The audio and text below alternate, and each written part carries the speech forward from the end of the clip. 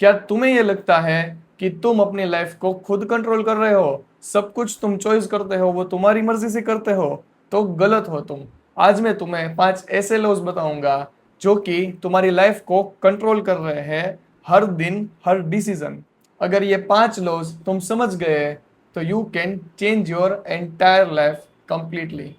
So our law number 1 is Murphy's law. Exam से एक दिन पहले तुम जो भी क्वेश्चंस स्किप कर देते हो, एग्जाम में वही क्वेश्चन आते हैं। तुम्हें कहीं इंपॉर्टेंट जगह जाना है और उसी दिन तुम्हारी गाड़ी खराब हो जाती है। क्या यह कोइंसिडेंस है? नहीं, ये मर्फीज लॉ है। Anything that can go wrong will go wrong. अब सुनो, ये साइंटिफिकली कैसे होता है। जब भी हम डरते हैं, हमारा ब्रेन उसी चीज पे फोकस करता है, और इसीलिए कि हमारा ब्रेन उस चीज पे फोकस करता है, हम अनकॉन्शियसली उस चीज को अट्रैक्ट करते हैं अपनी तरफ। एग्जाम में फेल होने का डर होता है तो हमारा ब्रेन फेल होने की प्रैक्टिस शुरू कर देता है नर्वस होके। अगर किसी से रिजेक्शन का डर होता है तो हमारी बॉडी लैंग्वेज क्लोज्ड हो जाती है रिजेक्शन के डर से, और ये डर ही तुम्हारी रियलिटी बन जाती है। और ये कोई मैजिक नहीं है, ये एक साइकोलॉजी है। तो आज से एक सॉल्यूशन देता हूं कि क्या गलत होगा उस पर ध्यान नहीं देना है, क्या सही करना है, क्या सही होगा उस पर ही फोकस करना है। क्योंकि जिस भी चीज पे तुम फोकस करोगे, तुम्हारा ब्रेन उसी तरह रिएक्ट करेगा। So rule number 2 is Kidlin's law.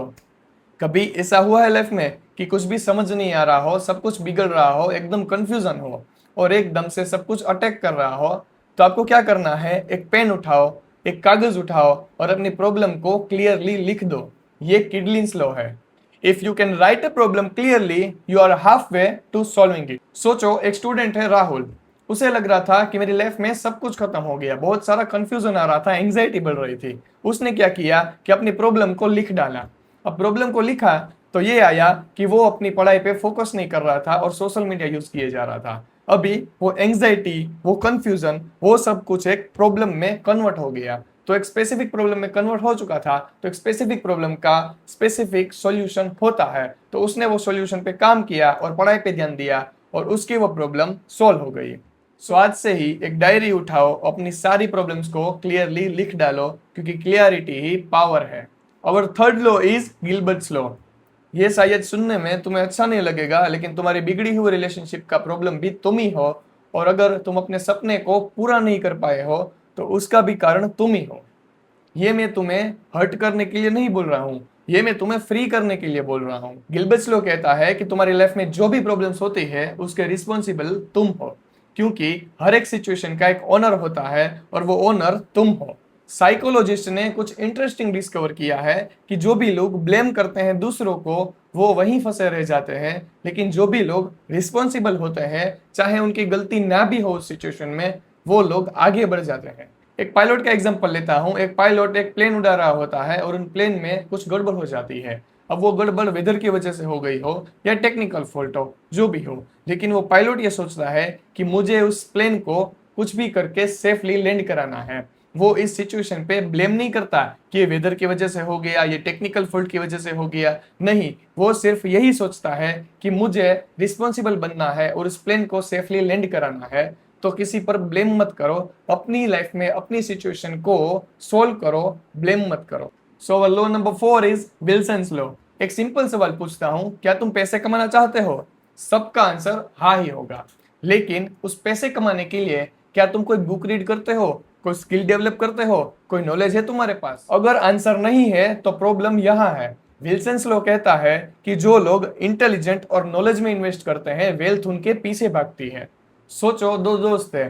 पहला दोस्त मूवीज देखता है, वेब सीरीज देखता है रोज और कोई भी काम नहीं करता। लेकिन दूसरा दोस्त है, वो रोज अपनी स्किल्स को डेवलप करता है, एक बुक रीड करता है। अब 5 साल बाद पहला दोस्त कहीं आगे नहीं बढ़ा होगा, वहीं का वहीं होगा। लेकिन दूसरा दोस्त जो कि एक स्किल सीखता था, बुक रीड करता था, वो उस नॉलेज से, उस स्किल से पैसे कमा रहा होगा और एक वेल्दी लाइफ जी रहा होगा। ये लॉ स्मार्ट वर्क की बात करता है कि तुम्हें ब्लाइंड हार्ड वर्क करने की जरूरत नहीं है, लेकिन सही स्किल बिल्ड करने की जरूरत है, सही नॉलेज की जरूरत है।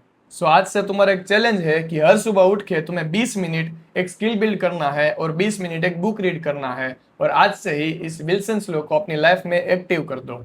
And our law number 5 is Falkland's law. क्या तुम्हारे दिमाग में एक साथ 100 थॉट्स चल रहे होते हैं, कि क्या मुझे उसे ब्लॉक कर देना चाहिए, क्या मुझे ये जॉब छोड़ देनी चाहिए, क्या मुझे पढ़ाई पे ध्यान देना चाहिए, और घंटों तक सोचते रहते हो और कोई भी डिसीजन नहीं आता, उल्टा एंजाइटी बढ़ जाती है।